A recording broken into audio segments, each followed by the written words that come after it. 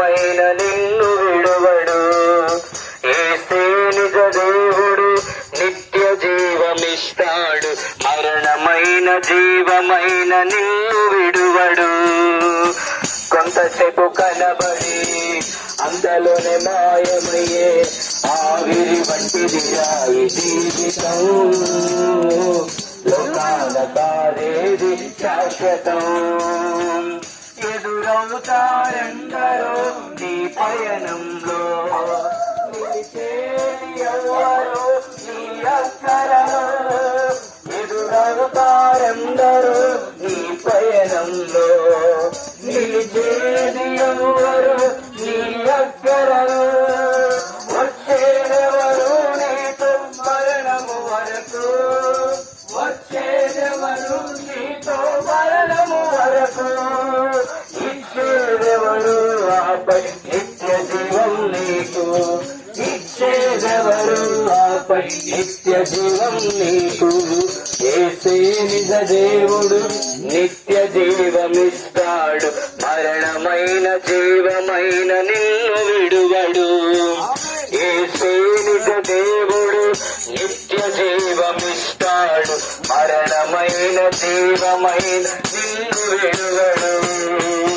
కొంతసేపు కనబడి అంతలోనే మాయమయ్యే ఆవిరి వంటిదిరా ఈ జీవితం. లోకాల కాదేది శాశ్వతం. శ్రమటోచి దుఃఖములోచి కష్టములోచి ఆస్తులు సంపాదించిన శాంతి ఉన్నదా. శ్రమటోచి సుఖము విడిచి కష్టములోచి ఆస్తులు సంపాదించిన శాంతి ఉన్నదా. ఈ రాత్రి దేవుడు నీ ప్రాణం అడిగితే, ఈ రాత్రి దేవుడు నీ ప్రాణం అడిగితే, సంపాదన ఎవరి దగును యోచించితివా, సంపాదన ఎవరి దగును యోచించితివా. యేసే నిజ దేవుడు, నిత్య జీవమిస్తాడు, మరణమైన జీవమైన నిన్ను విడువడు. యేసే నిజ దేవుడు, నిత్య జీవమిస్తాడు, మరణమైన జీవమైన నిన్ను విడువడు. కొంతసేపు కనబడి అంతలోనే మాయమయ్యే ఆవిరి వంటిదిరా ఈ జీవితం. లోకాన కాదేది శాశ్వతం. నీ శాపం తాను మోసి పాపము తీసి, రక్షణ భాగ్యము నీకై సిద్ధము చేసి. నీ శాపము తాను మోసి పాపము తీసి, రక్షణ భాగ్యము నీకై సిద్ధము చేసి. విశ్రాంతినీయగా నిన్ను పిలువగా, విశ్రాంతినీయగా నిన్ను పిలువగా. నిర్లక్ష్యము చేసిన తప్పించుకుందువా, నిర్లక్ష్యము చేసిన తప్పించుకుందువా. యేసే నిజ దేవుడు, నిత్య జీవమిస్తాడు, మరణమైన జీవమైన నిన్ను విడువడు. యేసే నిజ దేవుడు, నిత్య జీవమిస్తాడు, మరణమైన జీవమైన నిన్ను విడువడు. కొంతసేపు కనబడి అంతలోనే మాయమయ్యే ఆవిరి వంటిదిరా ఈ జీవితం. లోకాన కాదేది శాశ్వతం. ఒకే ఆధారము, ఒకే పరిహారము, లేదు వేరే మార్గం. క్రీస్తు మార్గం, లేదు వేరే మార్గం. క్రీస్తు మార్గం, విడువము నీ మార్గం. ఒకే ఒక మార్గం, ఒకే ఆధారము, ఒకే పరిహారం. ఆయన చిత్తానుసారంగా ఆయనను వెంబడించినప్పుడు వారికి నిత్య జీవము పరలోకం అనేది మనకు తెలియపరుస్తూ ఉంది. హల్లెలూయా. ఏదంట? ఆయన మాట ఆలకించుడి, భూమి నివాసులారా ఆలకించుడి. యేసయ్య మాట ఆలకించుడి. ఆయన పాపులను రక్షించుటకే వచ్చి ఉన్నాడు. ఆయన నీతిమంతులను పిలవరాలేదు. ఎవరైతే ఆలకించుము దేవుని ఆజ్ఞయు అతిక్రమించిన ఆదాము హవ్వ ఏమాయెను. దేవుని ఆజ్ఞయు అతిక్రమించిన ఆదాము హవ్వ ఏమాయెను. ఏదోను తోట నుంచి వెలివేయబడెను. వేదను తోట నుంచి వెలివేయబడెను. సర్వజనులారా ఆలకించుము, భూమి నివాసులారా ఆలకించుము. యేసయ్య మాట ఆలకించుము, దేవుని మాట ఆలకించుము. పాపులను పిలవచ్చి తినని, నీతిమంతులను పిలువరాలేదు. పాపులను పిలవచ్చి తినని. సొంత బుద్ధి వలన, మన స్వనీతి వలన మన మోక్షానికి, పరలోకానికి, నిత్య జీవానికి, వైకుంఠానికి చేరము. కానీ ఎవరైతే దేవుని ఆజ్ఞలను పాటిస్తారో, ఎవరైతే దేవుని అడుగుజాడల్లో నడుచుకుంటారో, ఎవరైతే పరిశుద్ధంగా, యథార్థంగా, నీతిగా, న్యాయంగా ఈ యొక్క భూమి మీద జీవిస్తారో వారు మాత్రమే పరలోకాన్ని, నిత్య జీవాన్ని స్వతంత్రించుకుంటారని దేవుని వాక్యం స్పష్టంగా తెలియజేస్తా ఉంది. కనుక ఎవరైతే ఈ భూమి మీద బ్రతికి ఉండగానే, సమయం ఉండగానే మన హృదయాన్ని ప్రభువుకిచ్చి పాప క్షమాపణ నిమిత్తం ఎవరైతే బాప్తిసం తీసుకొని మరణాంతరం వరకు ఈ భూమి మీద ఆయన కనిపెట్టుకుని జీవిస్తారో, బ్రతుకుతారో వారు మాత్రమే పరలోకానికి, మోక్షానికి చేరుకుంటారు. చూడండి, ఒక బంగారానికి గ్యారంటీ వారంటీ ఉంది, ఒక ఎల్ఈడి టీవీకి గ్యారంటీ వారంటీ ఉంది, ఒక ఫ్రిడ్జ్ కి గ్యారంటీ వారంటీ ఉంది, ఒక వాషింగ్ మిషన్ కి గ్యారంటీ వారంటీ ఉంది. కానీ మానవ జీవితానికి గ్యారంటీ వారంటీ లేదు. డాక్టర్ దగ్గరికి వెళ్ళినా మనకి గ్యారంటీ వారంటీ చెప్పలేరు. మా ప్రయత్నం మేము చేస్తాము అంటారు. కానీ దేవాతి దేవుని దగ్గరకు వచ్చినట్లయితే మనం రోగంలో ఉన్నా, ఆర్థిక సమస్యల్లో ఉన్నా, ఎటువంటి పాపములో మనం బందీలో ఉన్నా ఆ బంధకాల నుంచి తెంపి ఆ పరిశుద్ధమైన రక్తం చేత మనల్ని పరిశుద్ధులుగా, పవిత్రులుగా, నిర్దోషులుగా ఎంచి ఆ యొక్క పరలోకానికి మనల్ని వారసులుగా చేస్తారు. కనుక ఈ లోకంలో మనం శాశ్వతం కాదు. ఈ లోకంలో ఇంతలోని కనపడి అంతలోనే మాయమయ్యే ఆవిరి వంటి జీవితాలు నీవి, నావి, మనందరివి. కనుక భూమి మీద మన ఆయుష్ ఉండగానే మన హృదయానికి దేవునికి సమర్పించి దేవుని కొరకు మనం బ్రతికినట్లయితే దేవుడు ఆ యొక్క సృష్టికర్త నిన్ను నన్ను సృష్టించినందుకు ఎంతగానో ఆనందపడతాడు. చూడండి, ఒక తండ్రికి కుమారుడు ప్రయోజకుడైతే ఎంత సంతోషపడతాడో, అలాగే సృష్టికర్త మనల్ని భూమి మీద బ్రతికించినప్పుడు కూడా ఆయన గుర్తెరగకుండా బహుమానం ఏకమానునా.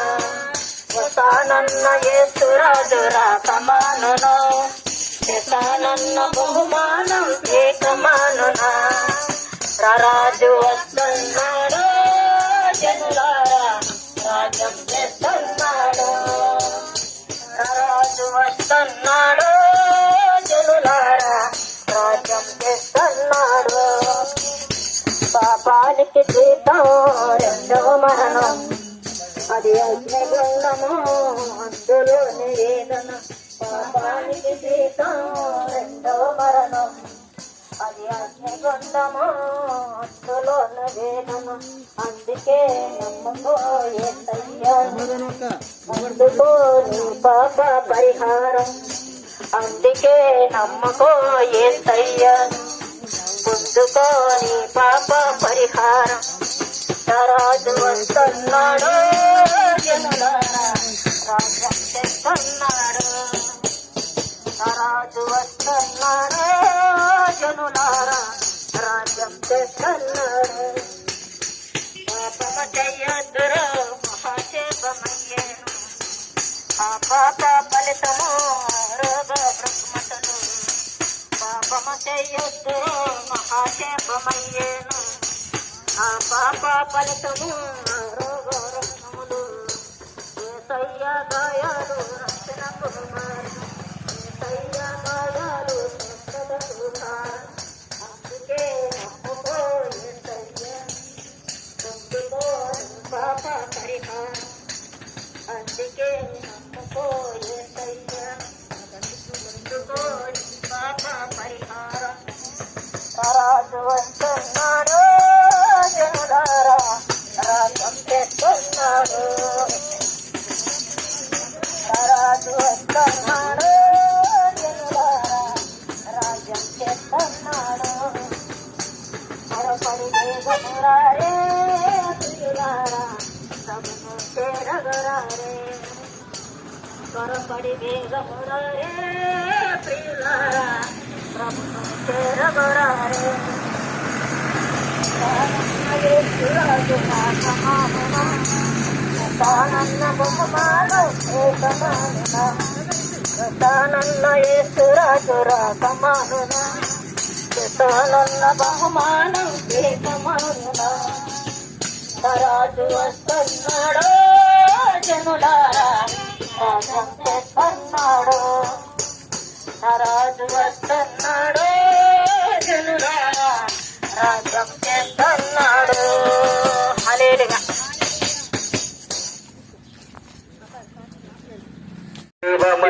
ఎవరు శాశ్వతమైన వారు కారని దేవుని వాక్యం సెలవిస్తూ ఉంది. ఎంత సంపాదించినా, ఎన్ని ఉన్నా, మేడలు మిత్తులు ఎన్ని ఉన్నా కూడా ఈ భూమి మీద మనము శాశ్వతమైన వారము కాదని దేవుని వాక్యం సెలవిస్తూ ఉంది. అయితే మరణము తర్వాత 2 దారులు ఉన్నట్లుగా దేవుని వాక్యం బైబిల్ గ్రంథంలో రాయబడింది. ఒకటి పాతాళము, రెండవది పరలోకము.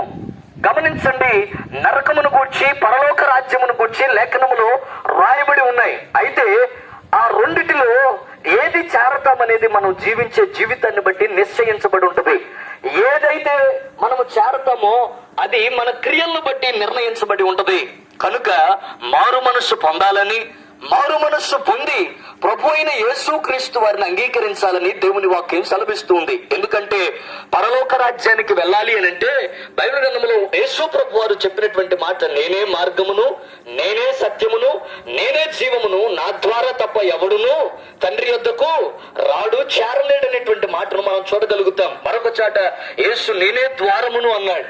పరలోక రాజ్యానికి, నిత్యత్వానికి మార్గము ఎవరయ్యా అంటే ప్రభు అయిన యేసుక్రీస్తు వారు మాత్రమే. గొర్రెల యొక్కయు, మేకల యొక్కయు, కోడెల యొక్కయు రక్తము పాపములను తీసివేయలేదు. ఈ భూమి మీద మనిషి పాపము నుండి విడిపించగలిగింది ఏదీ లేదు. యేసు రక్తము మాత్రమే సమస్త పాపము నుండి మనిషిని పవిత్రునిగా చేయగలిగింది. నిన్ను నిత్యత్వానికి చేర్చగలిగిన ఏకైక మార్గం యేసు ప్రభు వారు మాత్రమే. గమనించండి, మరి పాతాళములో, నరకములో ఎవరుంటారయ్యా అంటే ఎవరైతే దేవుని వాక్యం ప్రకటిస్తున్నా కూడా వారి మనస్సు మార్చుకోకుండా, వారి జీవితాన్ని మార్చుకోకుండా కేవలం అల్పకాల సుఖభోగాల కోసం, కేవలం అల్పకాలమైనటువంటి వాటి కోసం ఐహిక విచారాల్లో చిక్కబడి ఎంతమంది అయితే మారు మనసు లేకుండా ఉంటారో వారి కొరకు పాతాళము, నరకము కాచుకొని ఉంది. దయచేసి ప్రియ దేవుని బిడ్డలారా, నిత్య నరకాగ్ని అంత ఆశామాషిది కాదు. దేవుని వాక్యం ప్రకటించబడుతూ ఉన్నప్పుడు ఈ పరలోకం, నరకం ఉందంటారా అనే ఒక అనుమానము, ఆలోచన అయితే కలిగి ఉండొద్దండి. నిశ్చయముగా ఒక మాట మీరు జ్ఞాపకం చేసుకోవాల్సిందే, మరణము తర్వాత ఈ 2 దారులు ఖచ్చితంగా ఉన్నాయి. అది ఇప్పుడు నువ్వు జీవిస్తున్న జీవితం పైనే ఆధారపడి ఉంటది. కనుక దయచేసి ఎవరు కూడా నిత్య నరకాగ్నికి వెళ్ళకూడదనే యేసు ప్రభు వారి భూమి మీదకి వచ్చి తన స్వరక్తాన్ని దారగా పోసి తన ప్రాణాన్ని పణంగా పెట్టారు. కనుక యేసు ప్రభువుని అంగీకరించండి. ఆయనే మార్గం, ఆయనే ద్వారమై ఉన్నటువంటి దేవుణ్ణి మీ జీవితం. ఈ యొక్క యేసు క్రీస్తుని గురించినటువంటి యొక్క వార్త నశించిపోతున్న వారిని రక్షించడానికి మేము తెలియజేస్తూ ఉన్నాం.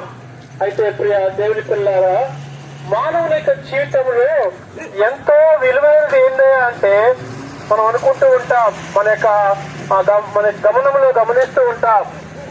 ఏంటంటే ఆ బంగారము, వెండు చాలా విలువైనవిగా మనము చూస్తూ ఉంటాం.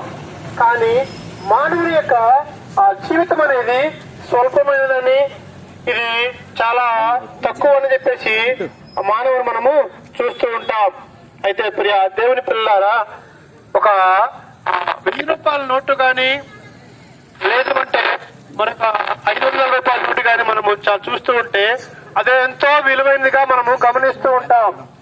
ఆ గమనించినటువంటి ఆ యొక్క విలువైన ఆ యొక్క నోటు మనం గమనిస్తూ ఉంటే అది పెద్దవారికైతే దాని విలువ తెలియబడుతూ ఉంటుంది.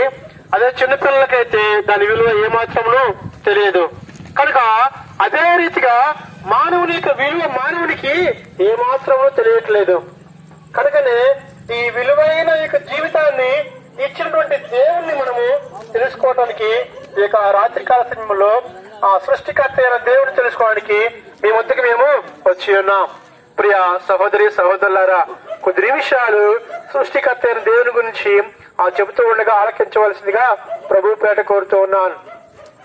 సర్వ సృష్టికర్త అయిన దేవుడు ప్రేమమయుడై ఉండి ఆయన మనం ఎంతో ప్రేమించి తన యొక్క నోటి మాటతో కాకుండా చేతలతో మనల్ని చేసినాడు.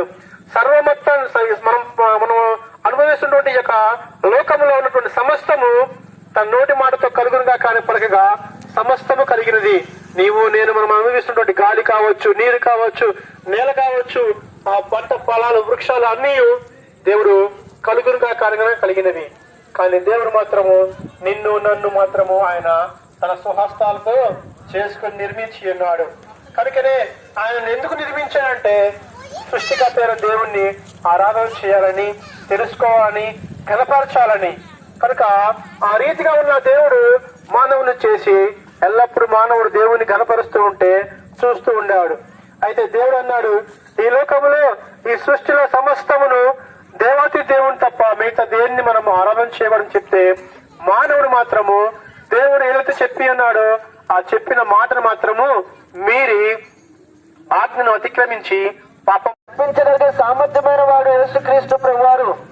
ఆయన ఎన్నో గొప్ప గొప్ప కార్యాలు చేశారండి. నీటి మీద తుఫాను నడిచి నీటి మీద నడిచాడు. చనిపోయిన వారిని లేవనెత్తాడు. ప్రియమైన వాళ్ళ 5 రొట్టెలు 2 చిన్న చేపలు 5,000 మందికి పంచిపెట్టాడు. అనేకులు రోగస్తులైనటువంటి వారందరినీ కూడా స్వస్థపరిచి మేలులు చేశారు.